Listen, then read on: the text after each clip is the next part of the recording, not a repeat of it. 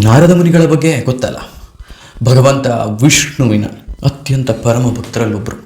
ವಿಷ್ಣುವಿನ ಹತ್ರ ಒಂದು ದಿನ ಕೇಳ್ತಾರೆ, ಮಾಯೆ ಮತ್ತು ಮೋಹ ಅಂತ ಹೇಳುವಂತಹದ್ರ ಬಗ್ಗೆ ತುಂಬ ನೀನು ಹೇಳೋದು ಕೇಳಿದ್ದೀನಿ. ಜಗತ್ತೇ ನಡೀತಿರುವಂತಹದ್ದು ಮಾಯೆಯಿಂದ ಮೋಹದಿಂದ ಅಂತ ನೀನು ಹೇಳ್ತಿ. ನಾನು ನಾರಾಯಣ ಭಕ್ತ, ನಾರಾಯಣ ನಾರಾಯಣ ಅಂತ ಹೇಳಿಕೊಂಡು ಬದುಕ್ತೀನಿ. ಮೋಹ ಅಂದರೆ ಏನು, ಮಾಯೆ ಅಂದರೆ ಏನು ಪರಮಾತ್ಮ ಅಂತ ಕೇಳ್ತಾರೆ. ವಿಷ್ಣು ಭಗವಂತ ಹೇಳ್ತಾರೆ, ಬಾ ಭೂಮಿಗೆ ಹೋಗೋಣ, ನಿನಗೆ ನಾನು ಮಾಯೆ ಅಂದರೆ ಏನು ಅನ್ನೋದನ್ನು ತೋರಿಸ್ತೀನಿ ಅಂತ. ಒಂದು ನದಿಯ ದಡಕ್ಕೆ ಬರ್ತಾರೆ. ಒಂದು ಮರದ ಬುಡದಲ್ಲಿ ವಿಷ್ಣು ಮತ್ತು ನಾರದ ಇಬ್ಬರು ಕೂತಿರ್ತಾರೆ. ವಿಷ್ಣು ಭಗವಂತ ಹೇಳ್ತಾರೆ, ನಾರದ, ನನಗೆ ಬಾಯಾರಿಕೆ ಆಗ್ತಿದೆ, ಒಂದು ಸ್ವಲ್ಪ ನೀರು ತಂದು ಕೊಡ್ತೀಯಾ ಅಂತ. ಆಯಿತು ಭಗವಂತ, ನಿನ್ನ ಸೇವೆಗಿಂತ ಹೆಚ್ಚಿನದಿನ್ನೇನಿದೆ ಅಂತ ಹೇಳಿ ನಾರದರು ನದಿಯ ತೀರಕ್ಕೆ ನೀರನ್ನು ತರೋಕ್ಕೆ ಹೊರಡ್ತಾರೆ. ಹೀಗೆ ಹೋದವರಿಗೆ ಮಾಯೆಯ ಅರಿವು ಮತ್ತು ಅರ್ಥವನ್ನು ಭಗವಂತ ಆಗ ಕೊಡ್ತಾರೆ. ಅಲ್ಲೊಬ್ಬಳು ಅತ್ಯಂತ ಸುಂದರಳಾದಂತಹ ತರುಣಿಯನ್ನು ನಾರದರು ನೋಡಿಬಿಡ್ತಾರೆ. ಹೇಳಿ ಕೇಳಿ ಬ್ರಹ್ಮ ಋಷಿಗಳು, ಮಹಾನ್ ತಪಸ್ವಿಗಳು. ಆದರೆ ಆ ಕ್ಷಣಕ್ಕೆ ವಿಷ್ಣುವಿನ ಮಾಯೆಯಿಂದಾಗಿ ಅವರು ಮೋಹಪರವಶರಾಗ್ತಾರೆ. ಅವಳಲ್ಲಿ ಕೇಳ್ತಾರೆ, ನೀನು ಯಾರು ಅಂತ. ಅವಳು ತನ್ನ ಪರಿಚಯವನ್ನು ಮಾಡಿಕೊಳ್ತಾಳೆ. ಅವಳು ಆ ಊರಿನ ರಾಜಕುಮಾರಿ ಅಂತ ಹೇಳ್ತಾಳೆ. ಆಕೆಗೂ ನಾರದರ ಮೇಲೆ ಪ್ರೀತಿ ಉಕ್ಕಿ ಬರುತ್ತೆ. ಅವರಿಬ್ಬರು ನೇರವಾಗಿ ಅಲ್ಲಿಂದ ಹೋಗಿ ಮದುವೆ ಆಗ್ತಾರೆ, ರಾಜ್ಯಕ್ಕೆ ಹೋಗ್ತಾರೆ.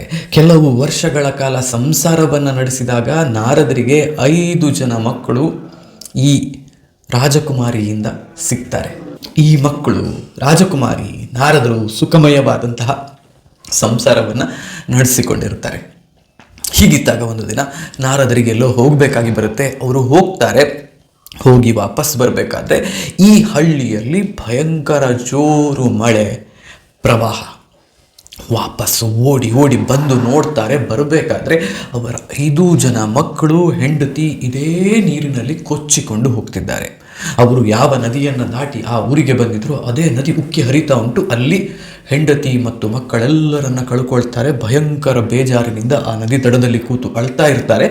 ಇದ್ದಕ್ಕಿದ್ದ ಹಾಗೆ ನದಿ ಪ್ರವಾಹ ಕಮ್ಮಿ ಮಾಡಿಕೊಂಡು ಹೋಗುತ್ತೆ. ನದಿಯಲ್ಲಿ ನೀರು ಖಾಲಿಯಾಗಿಕೊಂಡು ಬರುತ್ತೆ. ಈ ದಡದಿಂದ ಆ ದಡ ಕಾಣೋಕೆ ಶುರುವಾಗುತ್ತೆ. ಯಾವುದಕ್ಕೂ ಇರಲಿ ಅಂತ ನದಿ ದಡವನ್ನು ನಾರದರು ದಾಟಿಬಿಡ್ತಾರೆ.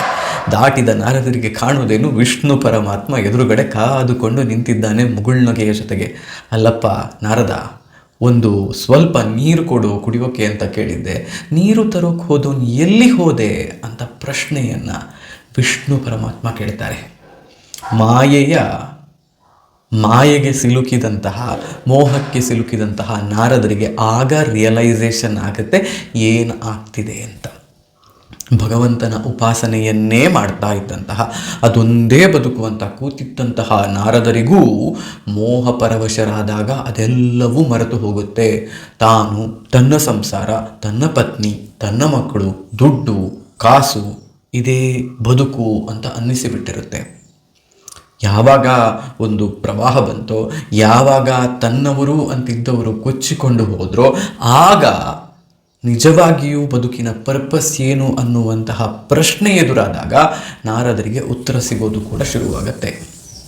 ಇದೇ ನಮ್ಮ ಬದುಕಲ್ಲೂ ಆಗ್ತಾ ಇರುವಂತಹ, ಆಗಬೇಕಾದಂತಹ ಟ್ರಾನ್ಸ್ಫಾರ್ಮೇಷನ್. ಯಾರು ಮನೆಯವರು ಹೋಗಬೇಕು ಅಂತ ನಾನು ಹೇಳ್ತಿರೋದಲ್ಲ, ಬದುಕಿನ ನಿಜವಾದ ಪರ್ಪಸ್ ಏನು ಅನ್ನೋದು ಅರ್ಥ ಆಗಬೇಕು ಅಂತ ನಾನು ಹೇಳ್ತಿರುವಂತಹದ್ದು. ದೇವರ ಆರಾಧನೆಯನ್ನು, ಪೂಜೆಯನ್ನು, ಚಿಂತನೆಯನ್ನು ಮಾಡೋಕ್ಕೆ ಇವತ್ತು ನಮ್ಮಲ್ಲಿ ಯಾರಿಗೂ ಸಮಯ ಇಲ್ಲ. ಬೇರೆಲ್ಲವನ್ನು ಮಾಡೋದಕ್ಕೆ ಸಮಯ ಇದೆ.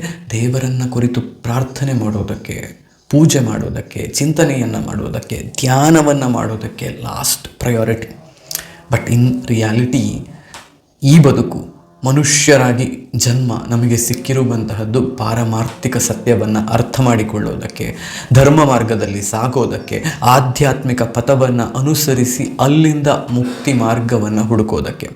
ಇದು ನಿಮಗೆ ನೆನಪಿರಲಿ. ಈ ರೀತಿಯ ವಿಡಿಯೋಗಳನ್ನು ನಾನು ಮಾಡಿ ನಿಮಗೆ ಇದರ ನೆನಪನ್ನು ಮತ್ತೆ ಮತ್ತೆ ಮಾಡಿಸುವ ಪ್ರಯತ್ನವನ್ನು ಮಾಡ್ತೇನೆ. ಈ ವಿಡಿಯೋ ನಿಮಗೆ ಇಷ್ಟ ಆಯಿತು ಅಂತ ಯೋಚನೆ ಮಾಡ್ತಿದ್ದೀನಿ. ಹೋಗಿ ಬರ್ತೀನಿ. ನಾನು ನಿಮ್ಮ ಆಶೀಶ್ ಸಾರಡ್ಕ.